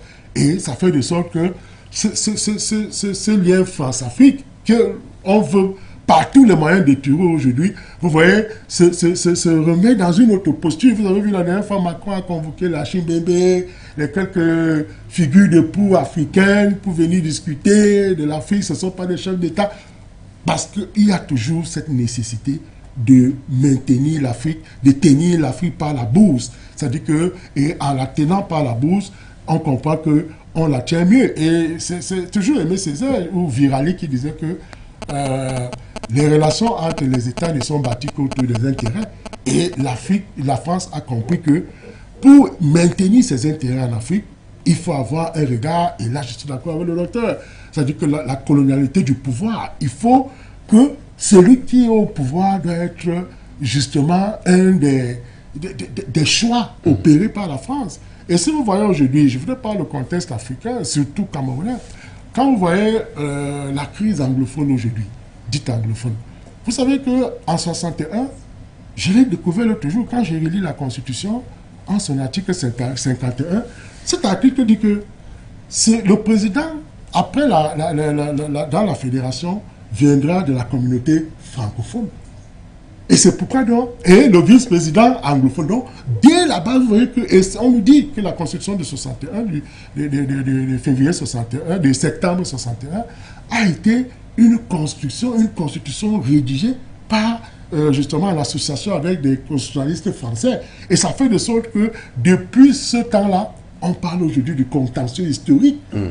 Donc, c'est pour dire que l'idée, justement, d'une France qui ne veut pas changer de paradigme, voit aujourd'hui déjà la montée des États tels que le Mali, qui s'est opposé radicalement. Vous savez qu'il y a une plainte, et le docteur disait tout à l'heure, que le Mali a trait devant les Nations Unies, la France, pour des actes qui relevaient des atteintes à sa souveraineté, le placement des, comment on les appelle là, des drones pour contrôler l'État, ainsi de suite. Vous voyez donc que la France doit désormais penser à un nouveau paradigme de ses rapports avec les États africains. Sinon, aujourd'hui, il y a des nouveaux partenaires qui naissent et qui sont puissants, qui peuvent aider l'Afrique à se développer. Vous avez parlé de la Russie, la Chine, le Brésil, l'Inde même aujourd'hui. L'ensemble des BRICS. Voilà. Vous voyez, sur le plan sanitaire. Donc, ça veut dire que l'Afrique peut s'ouvrir vers d'autres nouveaux partenaires pour un rapport gagnant-gagnant. Or, on se rend bien compte que c'est des rapports surtout qui visent à, comment dire, aux intérêts, au détriment des États africains. Donc moi je pense que la France doit penser avec parce que les rapports sont malades, et penser avec eux, c'est-à-dire réfléchir à un nouveau paradigme pour que, écoutez, qu'elle reste dans une logique justement des rapports gagnant-gagnant. Sinon, d'ici peu, les nouveaux partenaires, qui sont d'ailleurs très puissants, vont lui arracher, comme on le dit souvent, la palme sous le pied. Avant peut-être d'arriver à cette forme de pensée nouveau paradigme, peut-être va falloir qu'on puisse voir le côté plutôt des Africains qui doivent penser ce paradigme-là. Je voudrais faire intervenir Claver Kodo. Si vous êtes avec nous aujourd'hui où nous sommes, il y a un problème qui est quand même généralisé, pour ne pas dire général, à travers des différentes organisations sous-régionales du continent africain et également aussi via même l'Union africaine. Abdel Deli Fatou l'a souligné tout à l'heure en donnant la position du peuple. S'il faudrait que le Tchad sorte de la zone du franc CFA ou bien ait une rupture avec notamment la France, ne pensez-vous pas que l'intégration sous-régionale devrait être un facteur primordial pour soutenir cette volonté et pour qu'elle puisse aboutir? Beaucoup d'attention et beaucoup d'intérêt. L'intervention de ce jeune homme politique, je crois que c'est un jeune acteur politique tchadien qui a refusé et a intervenu avec beaucoup d'éloquence, beaucoup de pertinence lors des travaux du grand dialogue de ce côté-là, du côté de N'Djamena. Voyez-vous, on retient en Afrique chaque fois qu'il faille discuter ensemble de véritables questions qui concernent l'Afrique, les dirigeants évitent les questions qui fâchent. Au premier rang desquels, le franc CFA. Et puis ces accords imbéciles de coopération qui empêchent notre continent de décoller. Mais je peux bien adresser mes sincères félicitations à ce jeune Tchadien parce qu'il a pris sur lui, au cours d'une assemblée aussi importante comme celle-là, de poser un problème de fond qui concerne le développement non seulement du Tchad, mais de tous les pays de l'État francophone. Il a d'ailleurs pris soin de rappeler qu'il y en a 15. Vous imaginez donc ce que ça signifie, 15 pays dont le développement est pris en otage par la France à travers les mécanismes spéciaux mis en place avant même depuis 1945 par la France pour empêcher notre continent de sortir la tête de l'eau. Donc un gros bravo à ces jeunes Tchadiens. J'espère que partout en Afrique francophone, il pourra susciter des vocations. Maintenant, pour voir des choses de manière concrète, la question de sortie de franc CFA, s'il faille attendre qu'elle soit abordée de matière, de façon collective par les États concernés, ne sera jamais résolue. Parce qu'au sein des pays de l'Afrique francophone, on a quand même des larbins comme Ouattara, comme Sassou Nguesso, comme Macky Sall, qui ne sont pas prêts à sortir, à accorder la moindre souveraineté à leur pays respectif. Enfin, pour ne citer que cela. Maintenant, il faudrait simplement, comme ça se passe au Mali, comme ça se passe en République centrafricaine, des dirigeants qui font preuve d'audace pour dire merde et prendre des décisions qui s'imposent pour pouvoir construire cette sortie, même individuellement. Parce que sur le plan collectif, ça ne se jouera jamais. Ça ne se jouera jamais parce que à la tête de nos États, à la tête de nos États se trouvent des aventuriers, des esclaves, des nègres de salon, qui doivent leur accession au pouvoir à la France et ne sont donc pas prêts à remettre en question les intérêts de ces pays prédateurs vis-à-vis de nos peuples. Je pense simplement que ça ne se jouera pas collectif, ça va se jouer individuellement. Et le là a été donné, le discours, je vous en prie, le discours de ces jeunes Tchadiens était d'une pertinence à la limite absolue. Je crois d'ailleurs que les autres jeunes panafricanistes qui regardent, qui partagent les idéaux qui nous sont chers, devaient s'en inspirer pour porter ce discours au sein de leur communauté, afin que le changement ne parte pas du sommet, mais qu'il parte de la base. Je crois que quelle que sera l'issue des travaux de Djamena, ce garçon a fait ce qu'il faut faire et ce qu'il fallait faire au moment où il fallait le faire. Donc, il n'y a pas de doute. Il n'y a pas de doute que toute la jeunesse francophone est portée désormais vers un changement, vers une rupture radicale avec la France. Bien entendu, au sein de celle-ci, on trouvera encore des jeunes nègres de salon et des champs. Mais quand même, lorsqu'on analyse l'intervention de ces jeunes Tchadiens, on éprouve un certain sentiment de fierté en découvrant qu'au sein de cette jeunesse prise en otage par le divertissement, par la distraction, par les jeux de hasard, par je ne sais pas quoi encore, il y en a encore qui ont bien la tête sur les épaules et qui se projettent sur le long terme et pourraient, pour nous autres les doyens, être une fierté pour nous. Donc, je crois que les issues favorables qu'on pourrait envisager par rapport à ces demandes ne se joueront pas de manière collective, mais davantage de manière individuelle. Rien n'oblige d'ailleurs les pays francophones qui sur le franc CFA à mutualiser leurs projets. Chacun peut sortir du franc CFA et adopter sa monnaie nationale.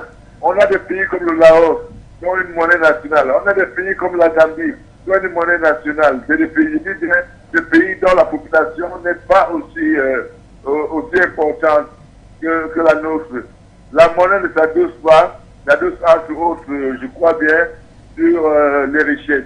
Et tous nos pays sont riches. Il n'y a donc pas de raison de continuer à se prostituer derrière la France, derrière l'euro, pour exister. En matière de souveraineté, on n'a pas besoin de se prostituer. On doit plutôt nous affranchir de l'esclavagisme néocolonialiste français en matière monétaire, et à partir de là, nous pourrions sortir la tête de l'eau pour le développement de nos pays. Vous imaginez bien que même les projets financés par nos partenaires en développement hors Union européenne, donc hors euro, ne prospèrent pas parce que les coûts sont multipliés par 2, par 3. Je prends le cas du projet de l'autoroute Yaoundé-Douala qui a connu qui connaît des difficultés simplement parce qu'il devient 2-3 fois plus coûteux que l'enveloppe accordée par la Chine. Donc, je pense que, pour chuter, je pense que l'Afrique, c'est plus que jamais temps pour l'Afrique et surtout pour la jeunesse africaine de revendiquer une position de souveraineté et de s'inspirer par rapport à du discours de ce jeune homme pour que nous nous affranchissons définitivement de la France. Voilà, merci à vous, DP. Je ne sais pas si Dr Sango voulait réagir. Je l'ai vu en train de prendre des notes là-dessus. Mais monsieur, je voudrais venir vers vous pour poser une question. Ce sera peut-être votre dernière prise de parole avant de passer à Abdel Djelil Fatou et puis terminer avec le docteur Ambroise Luizon et Somba. Ce que je voudrais vous poser comme question, il fait savoir que, sorti du franc CFA, si on attend une rencontre collégiale, ce sera très difficile à cause des positions de certains chefs d'État qui servent la France. Il faudrait peut-être aller intuiter personnel, mais quelque part aussi, ça bloque. Nous sommes dans la zone de l'Afrique centrale, puisque le Tchad hier, restons dans cette zone-là. Cette évocation, on a un chef d'État qui est sous la gestion française, un peuple, le docteur Ambroise Luizon souligné tout à l'heure que c'était sous l'impulsion du peuple que ce dialogue a été convoqué. Mais si on tente de jeter un autre regard vers son voisin centrafricain, on va se rendre compte que la République centrafricaine a engagé un processus d'avoir une monnaie, c'est vrai, une monnaie numérique, le Sango Coin, mais on a vu comment l'institution, la CEMAC, s'est comportée vis-à-vis pour tenter de faire affront à cette avancée-là. Quelle peut être vraiment la solution, le mécanisme qui peut être adopté si on devrait aller seul, quand on sait qu'ensemble, ça va d'ailleurs être très compliqué? Oui, vous savez, nous sommes là dans un contexte de la communauté sous-régionale des États de l'Afrique centrale, CEMAC. Et ce qui fait l'élément de gestion d'une communauté, c'est généralement le consensus, puisque dans une communauté, une organisation sous-régionale, les décisions se prennent généralement par consensus. Ce qui montre donc la difficulté pour ces États-là de pouvoir réunir ce consensus-là à l'effet de sortir ensemble du franc CFA. Parce que ces États-là ne parlent pas avec unanimité et univocité sur cette question. Alors qu'il y a certains qui s'orientent beaucoup plus vers la sortie, il y a d'autres qui trouvent en cette monnaie une panacée, du moins quelque chose de normal pour le fonctionnement de leur économie. Mais au-delà de tout ce qu'il faut dire qu'en politique économique internationale, il y a deux façons de sortir d'une monnaie, de s'affranchir d'une monnaie, d'accord? Nous avons la méthode maximaliste qui consiste de couper, c'est-à-dire d'aller directement, de couper le lien direct avec cette puissance, c'est-à-dire de sortir directement de cette monnaie-là. Et nous avons également la méthode minimaliste qui consiste à procéder par ce que l'économiste camerounais et Somba appelle la binarisation de la monnaie, comme la Centrafrique est en train de faire aujourd'hui. Vous savez que ce que la Centrafrique est en train de faire, c'est la direction vers la sortie du franc CFA. Donc, contrairement donc à d'autres personnes qui pensent que la Centrafrique pouvait privilégier la méthode maximaliste, qui consiste à couper une rupture directe, totale, ce qui est souvent coûteux du point de vue de l'implémentation de la nouvelle monnaie, parce qu'il faut le dire, lorsque vous voulez vous affranchir d'une monnaie, il faut également des préalables, ok, et qu'il faut penser pour pouvoir succéder cette phase-là. Donc je pense qu'aujourd'hui, la méthode minimaliste qui s'adosse sur la binarisation, c'est-à-dire le fait de coller à cette monnaie coloniale une monnaie locale pour booster l'économie locale, est une méthode qu'on peut de plus en plus envisager, promouvoir dans cette communauté de la CEMAC. Donc, je pense qu'il appartient donc aujourd'hui à tous ces États, parce que ce n'est pas parce que vous êtes en communauté que vous n'êtes pas souverain, d'accord? C'est vrai que ces États-là sont dans une communauté, mais au-delà de tout, chaque État est souverain. Il appartient donc à chaque État de privilégier la méthode qu'il voit meilleure pour la sauvegarde de ses intérêts économiques, qui doit, n'est-ce pas, ici participer à faire développer, décoller son économie. Abdel Djelil, il est vrai que dans votre première prise de parole, vous avez dit que ce serait quelque chose qui est salutaire, mais on ne pourrait pas aller directement comme ça. Il peut y avoir des pressions qui vont davantage étouffer l'économie du pays. Mais si nous tentons tout de même de vouloir apporter une certaine solution, quelle peut être la vôtre, vous qui êtes du peuple, pour que le Tchad aujourd'hui et l'Afrique centrale également aussi se désolidarisent, ou du moins soient dans une position de partenaire égal avec notamment les puissances occidentales? Ok, merci. Avant de répondre à cette interrogation, j'aimerais aussi remercier l'aîné, le DP, les compliments à l'égard de ma personne, et ça nous encourage davantage. Et sachez aussi que nous aussi, nous lisons dans vos pensées panafricaines et dans vos prises de position pour pouvoir améliorer nos positions et mener ces combats collectifs ensemble pour les directives de demain. Merci beaucoup. Et en ce qui concerne la monnaie franc CFA qui est en train de se débattre cette question au niveau du dialogue national inclusif, vous savez, la souveraineté monétaire, je vais revenir là-dessus, c'est quelque chose de très important. Je vais prendre un exemple illustratif. Au niveau de la CEDEAO, la Guinée a été isolée au temps de Sékou Touré.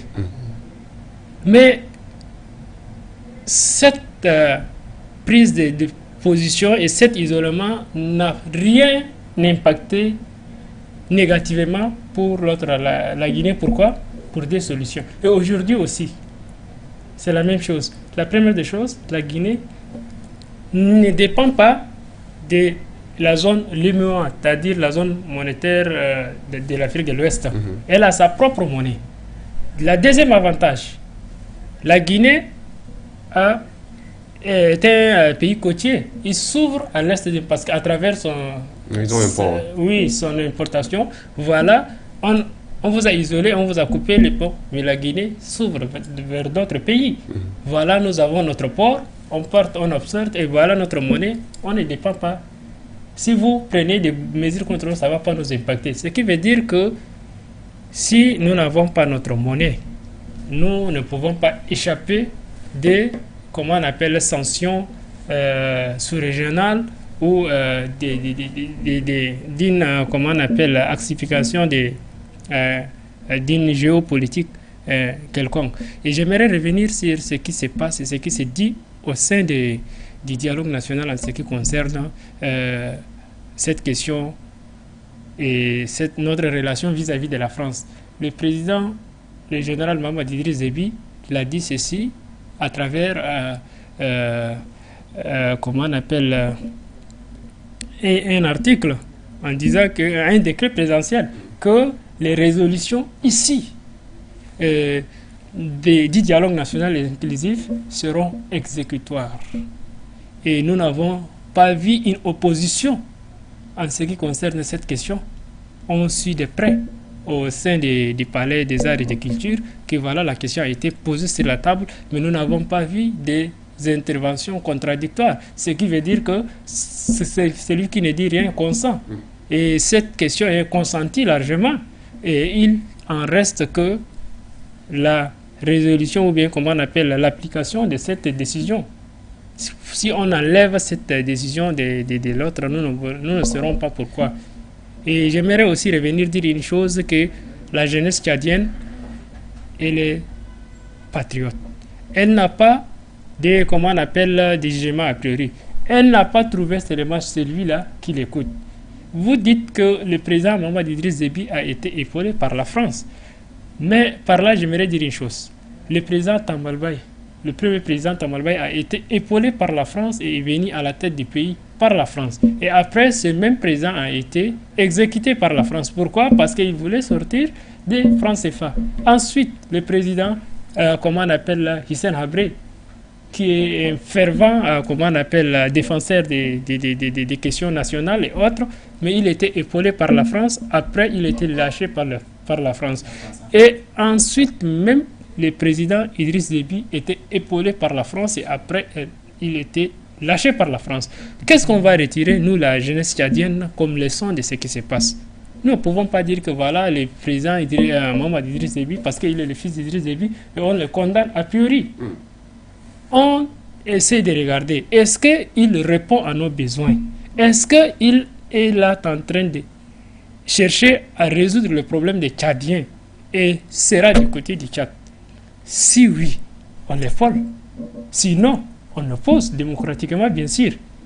Parce que ce n'est pas ceux qui sont forcément dans l'opposition qui sont en train de traduire ce que nous pensons.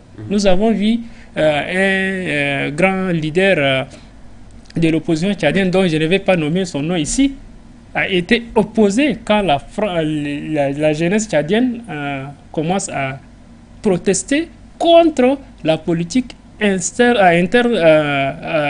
politique française vis-à-vis du Tchad.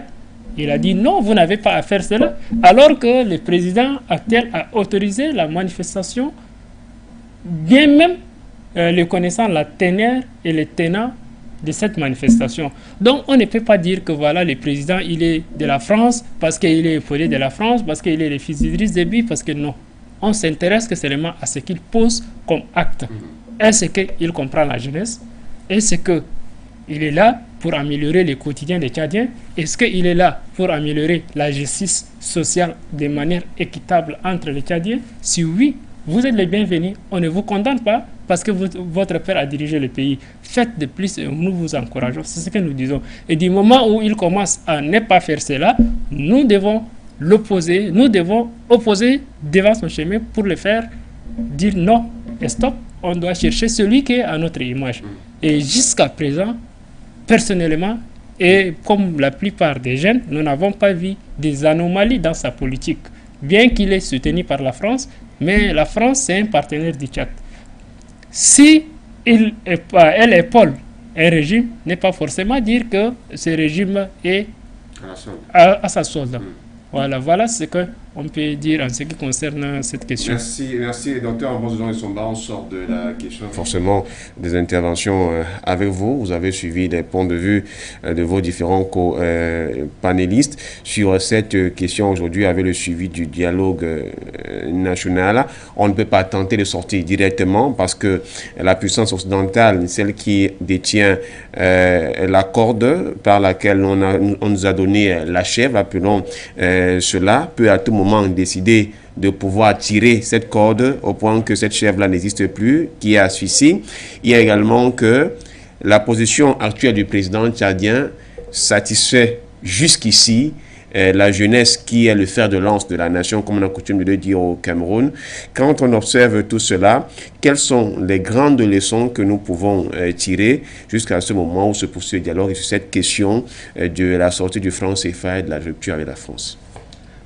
Ce que je voudrais dire en termes maintenant de pas plus de polo, c'est que les dirigeants africains, et ça je l'ai déjà dit avec persistance et insistance, les dirigeants africains doivent comprendre une seule chose, se mettre au service du peuple.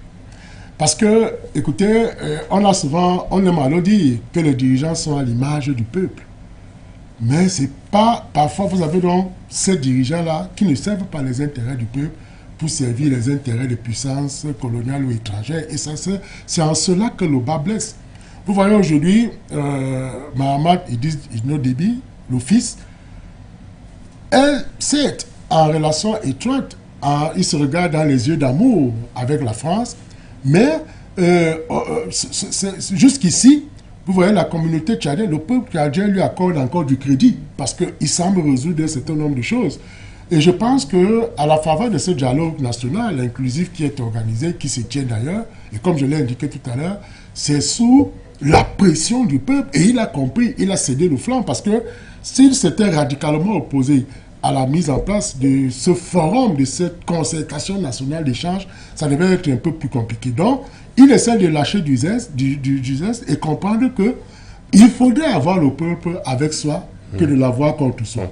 Et j'estime que sur cette lancée, si d'ici au sortir du grand dialogue, et des grandes résolutions, pas plus des recommandations, mais des grandes résolutions sont prises, je pense que le Tchad va s'inscrire vers la voie du développement qui est tant souhaitée aujourd'hui par son peuple et sa population.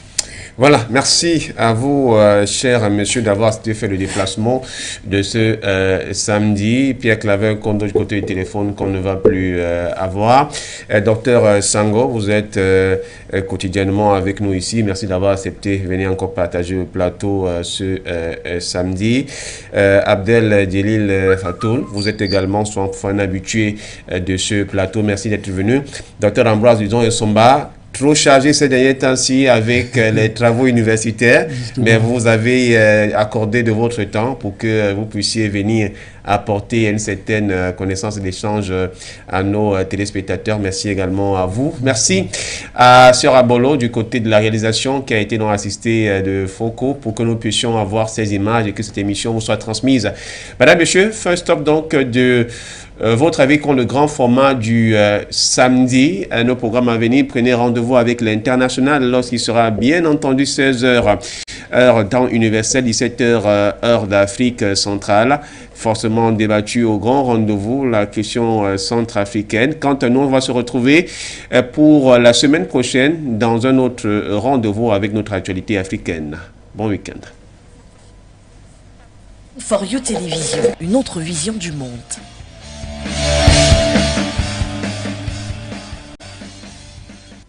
Votre chaîne de télévision panafricaine For You Télévision, une autre vision du monde.